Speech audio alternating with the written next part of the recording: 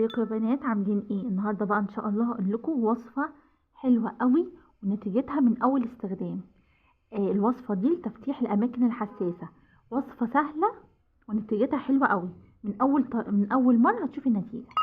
اول حاجه بقى محتاجين ايه؟ اول حاجه هنا اهو هستخدم 3 معالق من السكر. معلقه، 2، 3. 3 معالق من السكر. تاني حاجة بقى هنعوز نستخدمها ايه؟ هو زيت الزيتون. بصوا، هستخدم معلقة صغيرة من زيت الزيتون اهي.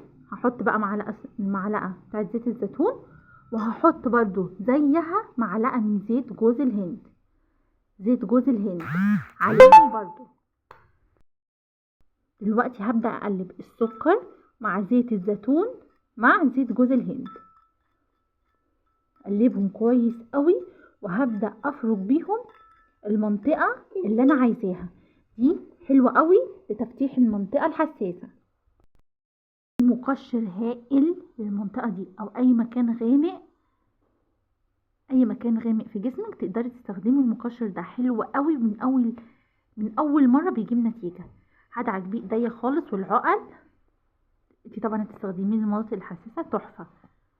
وهتسيبيه يا دوب، هتدعكيه مثلا دقيقة وتسيبيه مثلا 5 دقايق بس. ايدي كلها ودعكت العقل كويس قوي لمدة دقيقة، وسبته دقيقة. ودلوقتي هشطفه كويس قوي. شطفت ايديا، نتيجته حلوة قوي. ومن من اول مرة هيجيب نتيجة حلوة.